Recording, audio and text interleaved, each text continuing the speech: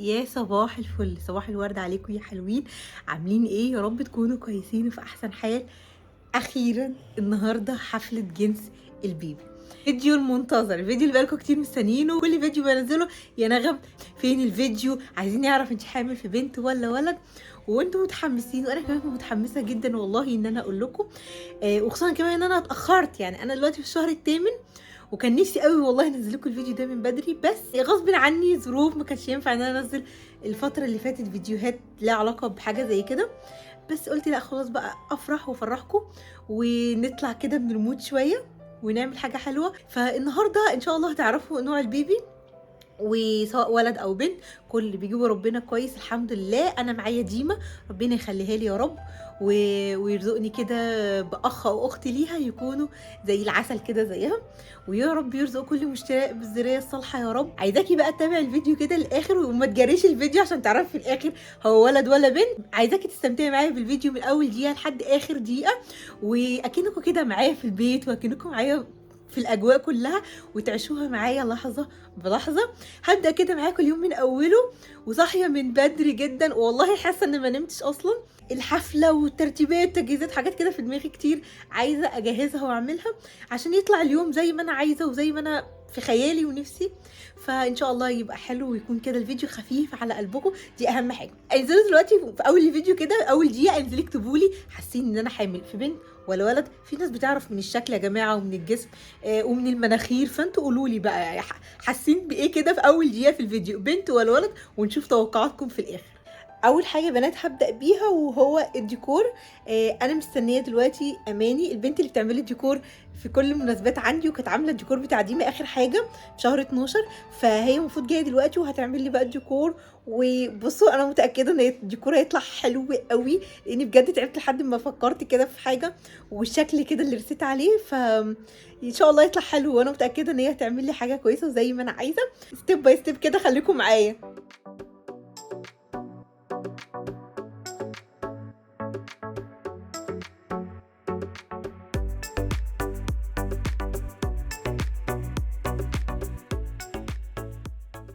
صباح الخير يا اماني.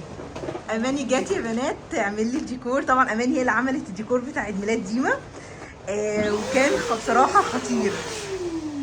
جات بقى النهارده عشان نستعد للديكور الجديد ده، وقلنا بقى نعمله في الليفنج هنا، وما شاء الله يعني في وقت قياسي نفخت على طول البلالين دي كده كلها. وهنبدا بقى نعمل الديكور. تخيلوا كده بقى الديكور معايا في الاخر هيبقى عامل ازاي، وحبيت كده اعمل ميكس الالوان اللي انتوا شايفينها دي. ان شاء الله الشكل النهائي يطلع حلو، انا واثقه فيكي ماشي.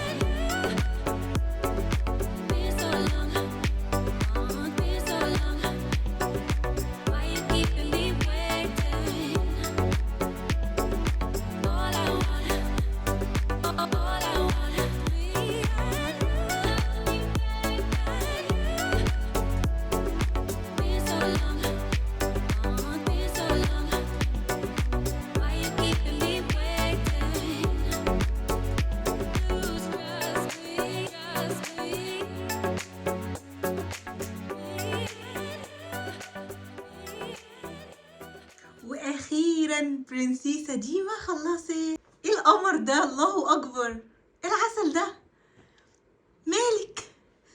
انت مكسوفه صح؟ بصوا بقى ديما خلصت، بس هي بقى مكسوفه دلوقتي وبقى ومبسوطه، كل حاجه بقى مشاعر متلخبطه صح. قولي لهم ايه رايكم في الدرس بتاعي، وريهم. لفي لفي لفي لفي جامد، لفي جامد لفي جامد، يلا يلا يلا يلا، ايوه كده، واو. قولوا لي ايه يا بنات رايكم في الدرس بتاع ديما. هتدوخي كده هتدوخي. ديما بصوا بقى الفستان ده بقاله قد ايه عندنا، ديما جايبينه بقاله قد ايه، شهر تقريبا تقريبا بقاله شهر. كل يوم تفتح الدولاب وعايزه تلبسه. هي ديما مش دلوقتي في الحفله، بس خلاص بقى الحمد لله اخيرا لبسته. بصي يا بنات التفاصيل القمر دي، ولبست الصندل اللي بتموت فيه، حطيت لها التوكه الحلوه دي، عملنا شعرنا. قولوا له ايه رايكم؟ قولوا لهم ايه رايكم يا اصحابي؟ ايه رايكم يا اصحابي؟ وكده يا بنات خلصنا. اول حاجه بالنسبه لي اهم حاجه بصراحه هي ديما ان هي تكون خالصه وانا ولابسه واموره كده مبسوطه. جاهزه للحفله. عندنا حفله ايه النهارده؟ النهارده حفله بيبي جاندل. ياه. ماشي يا بنات، خلصنا. الاول ديما بليز حافظي على اللي انت فيه ده لحد مامي ما تخلص. اوكي بهدلش نفسنا. اوكي لهم باي باي. باي. تعالوا بقى نبدا نستعد كده للوك بتاع الحفله النهارده. انا لسه مرستش على حاجات معينه، بس طبعا هشوف ايه اللي هيليق مع الفستان، وتوقعوا كده لون الفستان ممكن يكون ايه.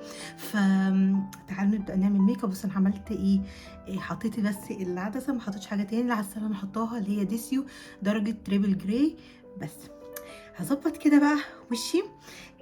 اول حاجه هعملها هحط طبعا اللي انتوا شايفينه ده، في هنا نمش. الحمل اتبهدل لي قوي يا جماعه، فحط بقى اي حاجات تداري الكلام ده. فهحط الدرجه دي اللي هي الاخضر باي فرشه كده، بحيث ان هي يعني اداري بس حاجه كده تداري التصبغات اللي موجوده دي. فبما ان التصبغات دي لونها بني، فاي درجه بني بيكنسلها اللون الاخضر. فهشتغل انا بقى كده ايه واحاول نداري اللون اللي انتوا شايفينه ده. وحبيت المناسبات دي ما شاء الله لسه طالعه لي اول امبارح، معرفش ليه. بصوا هتلاقوني بنهج وانا بتكلم، حاسه اني خلاص مفيش اكسجين، مع ان التكييف شغال بس مش عارفه ليه مفيش اي هوا كده. شفطه الاكسجين انا اللي في الاوضه. نشيل كده. حاول بس ايه كل حاجه لونها بني احاول احط عليها اللون الاخضر اللي انتوا شايفينه ده، اللي انا مستخدماه ده اللي هو بتاع ويت ان وايلد، هو ده. يعني حاجه كده ايه سهله وسريعه كده احنا قاعدين في البيت. بس انتوا عارفين بقى الصور وعايزين شكلنا يبقى حلو. الصور اللي هي بتبقى ذكرى، يعني اي حاجه انت بتعمليها تيجي بقى بعد فتره كده، يا ايه ده انا كان شكلي عامل ازاي كده، ايه ده انا فاكره الموقف ده، انا فاكره اللوك ده، انا فاكره اللبس ده، وبتصبح يعني ذكريات. بس المهم بتبقى ذكريات حلوه ان الواحد يخزنها ليه ولولاده، دي حاجه كويسه قوي. بصوا بقى البرطمان اللي جبناه مع بعض، بصوا وريته لكم. انا كنت طالبه اونلاين في كل الاسبونجات باحجامها بقى باشكالها. بص دي عامله ازاي، لسه ما استخدمتهوش. كسلت بصراحه اغسل اللي عندي، حسيت اني مفيش وقت وهياخد وقت قبل ما ينشفوا. دول الصغيرين دول هستخدمهم للي انا حطيته ده دلوقتي الكونسيلر، بس هحاول اداري اللي انا عملته. غسلتها طبعا مبلوله، وهبدا كده ايه اطبطب اطبطب اطبطب اطبطب. اللون بقى البيج ده هبدا اداري الاخضر اللي انا عملته ده. هستخدم بقى فاونديشن، هستخدم هو فاونديشن ديرمازي ده، فاونديشن طبي. يعني ايه براحتي، عايزين نعمل حاجه سريعه وفي نفس الوقت تبقى ايه شكلها حلو. اوكي بليت الاسبونج، لفيت الكاميرا الناحيه التانية، حسيت ان كده الاضاءه احلى ولا في وش الاضاءه. ما عليكم من شكل حواجبي. انا كنت لسه عامله النانو بليدنج، بس طبعا ايه زي ما قلت لكم هو عشان مش تاتو ومش وشم فبيروح لسه في الاعاده هيثبت شويه. بس طبعا زي ما انتم شايفين كده ايه راح شويه ولسه ما كملناش يعني كام يوم. احط بقى كونسيلر كده يداري التجويف اللي انتوا شايفينه ده، يداري الهالات شويه. احط حاجه بس بسيطه، عارفين اللي هي تنور كده تحت العين، بدل ما احنا ايه نحس ان احنا مضروبين بوكس في عينينا والله العظيم من كتر السهر وقله النوم. تحسوا ان انا بلمع قوي. البودر بقى هيلم كل الكلام ده متقلقوش. استخدم بقى بودر عشان نقلل من اللمعان اللي انتوا شايفينه ده. شايفين الفرق؟ شايفين الفرق؟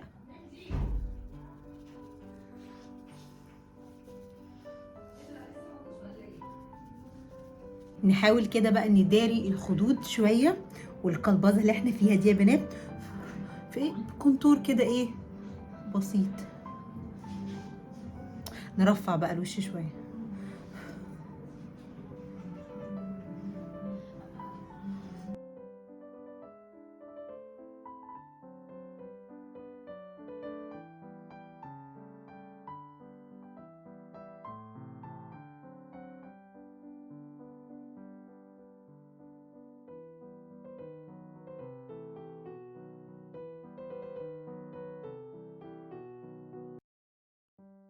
تعالوا بقى نرسم حواجبنا. طبعا عشان لسه عاملاهم فمش هينفع استخدم جل، فهستخدم اي بودر عندي.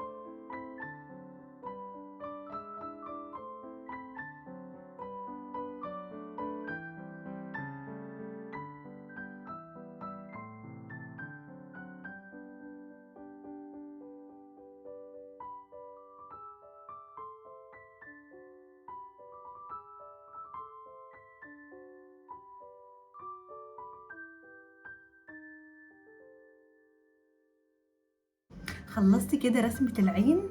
عملت حاجه كده مش عارفه كده كتير ولا قليل، قولوا لي انتوا رايكم. حطي بقى ايه بلاشر كده ندفي وشنا شويه بدل ما احنا حاسه كده ان في ايه لون واحد.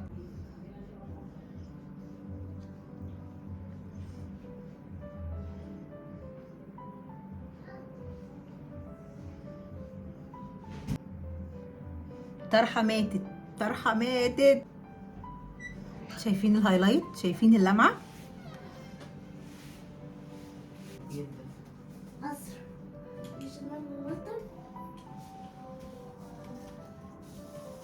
اللمعه بتاعته حلوه قوي.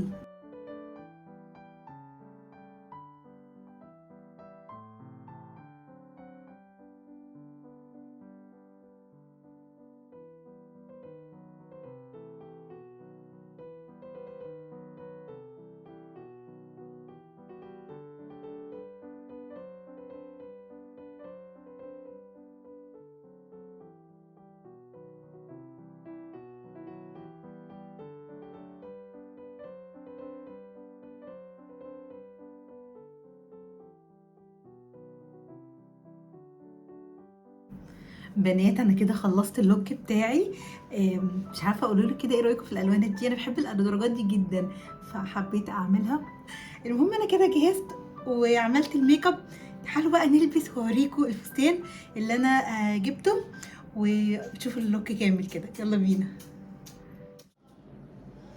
وكده اكون خلصت. بصوا انا لبست كده وجهزت وحبيت اوريكم اللوك كده في اضاءه قويه عشان تشوفوا. قولوا لي ايه رايكم. بصوا الاظافر الجميله دي حلوه قوي. تعالوا اوريكم بقى قدام المرايه الدريس كده وشوفوا كده زي ما توقعت ولا لا. تعالوا. ده كده يا بنات شكل الفستان. بصوا انا طلبته اونلاين اخر ما زهقت بقى مفيش مفر. بصوا ده كده شكله، شكل الكم حكايه والقصه خطيره. حسيت ان هو ده اللي يعني هو ده اللي عايزني دلوقتي. وحبيت اللون ليه الحزام ده عملته كده في يونكه من هنا، حسيته من قدام احلى. وبس ده كده شكله ومن ورا. وطبعا يعني بصوا الخامه خطيره. لبست الجزمه دي، جبت الجزمه دي، قولوا ايه رايكم؟ طبعا مفيش حاجه داخله في رجلي بسبب اللي انا فيه ده، رجلي ورمه ما عليكم. فحبيت اجيب كده الشوز يبقى الدرجه دي، وده كده الدريس. وبصوا التفاصيل خطيره. واستك كده من على الكم، قولوا لي حبيتوه ولا لا. ده كده شكله. حطيت البندانه كده اللي انا لابساها دي، والطرحه الشيفون الاقرب لقلبي واقرب اللون لقلبي كده، عشان بينفع في كل حاجه. فحطيته كده من جوه عشان الجو حر، دخلته بس كده من جوه الفستان. ولابسه كارينا كده، يعني ايه حاجه كده تداري الرقبه شويه. وبس كده، قولوا لي ايه رايكم؟ حبيت. والسوسته بقى مستون، هي سوسته لحد تحت، اللي هو يعني البسيه براحتك بقى، من فوق من تحت تقدري تلبسيه. والرفلز اللي موجوده دي حلوه، بصوا شكلها حلو ازاي. حبيت. عايزه اقول لكم انا طلبته والله العظيم، بصوا الحمد لله يعني جالي على طول. وبس ما ولا قست ولا اي حاجه، قلت انا هسيبها ببركتها كده وزي ما تيجي يعني، خلينا يوميها. وعايز اقول لكم قلقانه بقى، عمال اقول طب مش انا كنت قست الفستان، طب انا مش كنت جربت الاول لا يكون في حاجه كده ولا كده. بس الحمد لله انا جبت المقاس مظبوط، والحمد لله طلع مظبوط واسع من تحت ومرحرح، هو مش شفاف، دي اهم حاجه. وده كده هو شكل الفستان بتاعي. وبس تعالوا بقى نطلع بره وبوريكم الديكور كامل ونشوف مين جه. يلا بينا.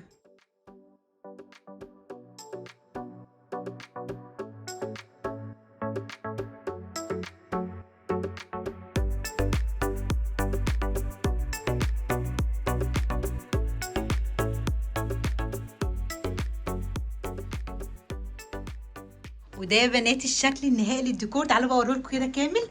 ادي كده ده الحرف التور، بصوا عامل ازاي، شكله تحفه مع الاضاءه اللي ورا. وحطيت لي هنا الهلال مع البلالين الاساسي، البالونه دي اللي هي بوي اور جيرل، حطها لي كده على تور. وحطيت لي هنا كلمه هي اور شي، بصوا الفها بس كده اهي. تعالوا نشوف القمر دي. بصوا التورته بقى حكايه، التورته تحفه بجد. بصوا دباديب العسل دول نايمين كده، ده شكلها مكتوب عليها بوي اور جيرل، وتحت جيس وات، حركات بقى ودباديب متعلقه. شو بقى اختاروا انتوا بقى.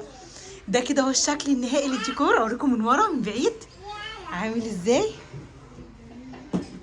شكله تحفه.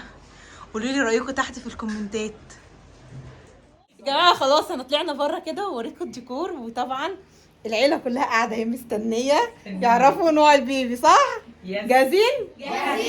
سامعين الصوت؟ اهلي وحبايبي وعيلتي واصحابي، ازيكم؟ غنينا على التعريف. اختي هدير، ساره صاحبتي، اسماء صاحبتي، مروه اختي، مامتي حبيبتي، ابن اختي الكلبوزه ده يوسف، اروى، هاله، اختي سوسو، ساره جات لكم يعني. ازيكم قامت تقولي لي ساره فين؟ قاعدين اهو، جيت لكم من غير ميعاد.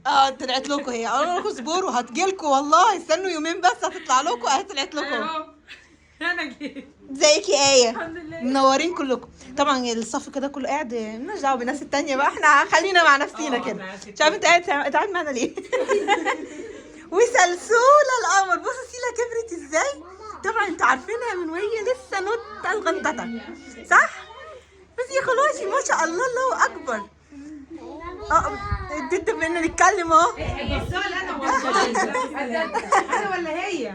بس انتوا عايزين تعرفوا كده بسهوله. طلعنا فالنا وتقولوا لنا ان دي خلاص بتاعت النون وطلعت بتاعت حد تاني. شفتوا عامله لهم تمويه يا جماعه. يا جماعه والله ما جبتش اي حاجه، دي مستلفينها هنرجعها. ما جبتش حاجه والله، دي لسه مش بتاعتنا. انتوا عايزين نجيب حاجه بنك او بلوفه تعرفوا. خطه في منتهى الذكيه، انا فاهماكي يا هدير. لا المهم ما قلتوش ايه رايكم في الديكور؟ حلو بجد. والكيك لسه هرجعها. لا انا اكلها وخدي رايي قبل ما اكلها. انا زي الدبدوب اللي ميت هناك ده ساره. الدبدوب لو سمحتوا وروني الناس كده. ساره طمعانه في الدبدوب اللي نايم هناك ده. هتلاقوا انا قاتلكوا هاكلكوا.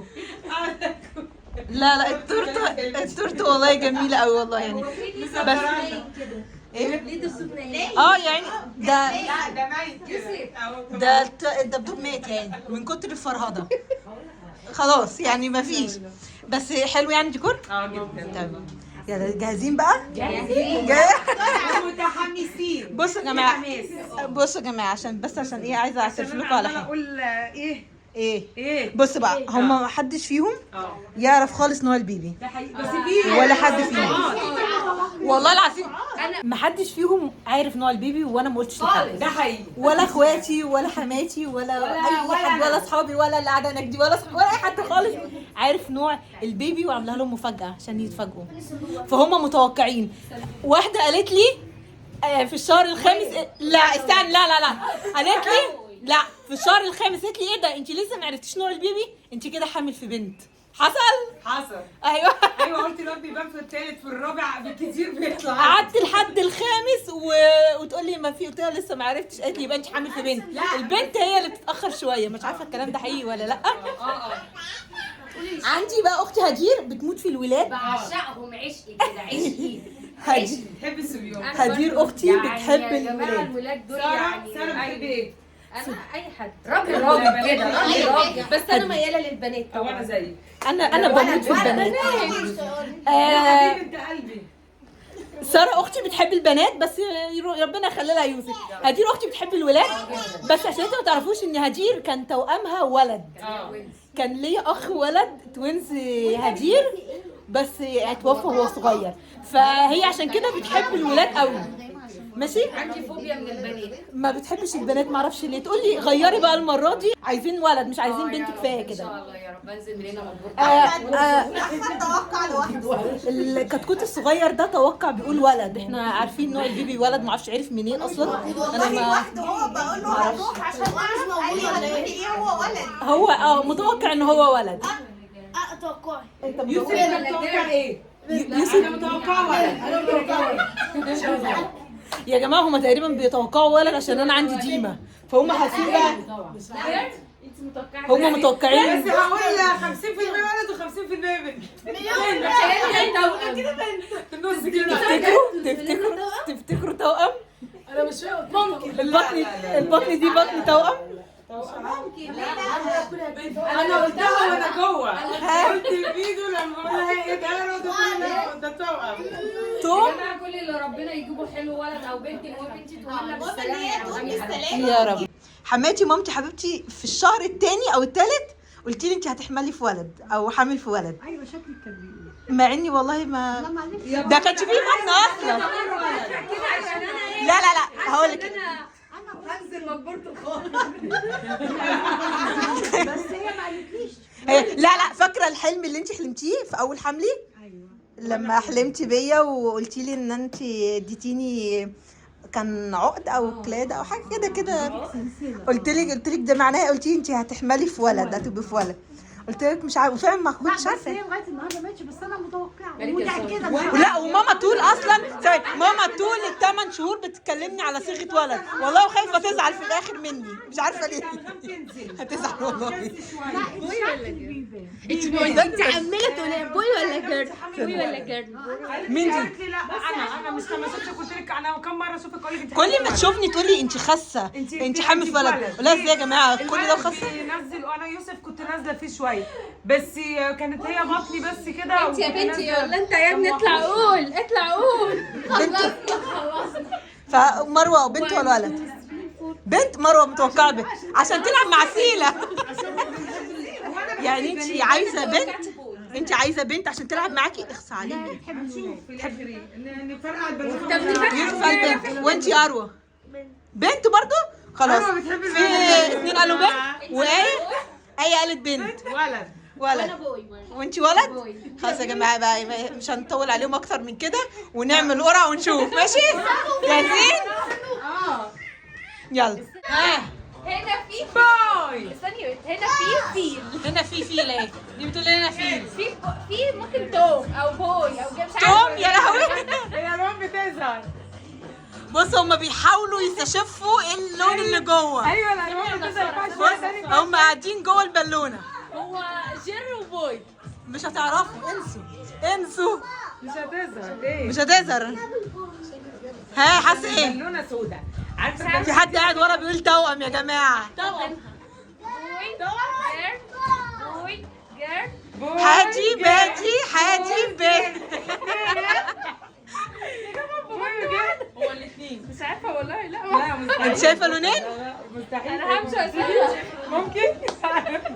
هم شايفين جوه لونين يا جماعه. ما هو لا ولد لا بنت اكيد مش جاي. شايفه اوعى لا تفرقع في وشي. صح خليها كده. دبوس يا جماعه. دبوس يلا دبوس. دي ما هتفرقع ها؟ ماشي. استني لا بس انا ما يخلصوا عد ماشي؟ استني اوعي تفرقعي دلوقتي يعني يبقى فرقعي البوكس. يلا يا جماعه يلا عدوا. 10 9 8 نقول مع بعض. 6 5 4 3 2 1. ايه ده؟ فين عنصر المفاجأة يا جماعة؟ ايه ده؟ ايه ده؟ مش كلمه يا اخي.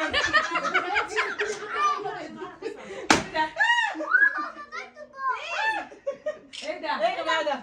ابيض؟ ابيض؟ ده جنسه ايه ده؟ انا ما اعرفش ان جواها ايه ده؟ ايه؟ ماشي يا جماعه نتعبكم معانا وهنعد تاني. ماشي. يلا هو كده لون 10 9 8 روحها 7 6 5 4 3 2 كمان انتوا لسه عشان ما ها يلا.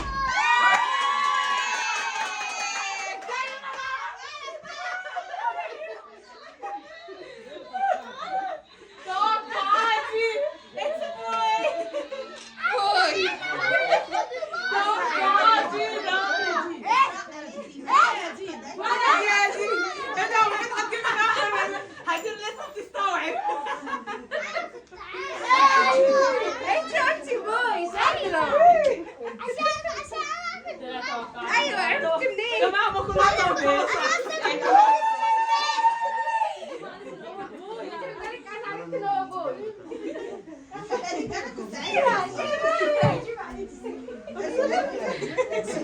سلم ولا ايه؟ انت طلعت على الباب؟ كنت حاسس ايه؟ والله انا بقول له احنا رايحين يبقى ديما يا صاحبي ديما ما كدبتش. ديما قالت لي هتطير. توقعاتك في محلها يا ماما. عاوزة توقعت وانا عندي بموت فيكي بموت فيكي.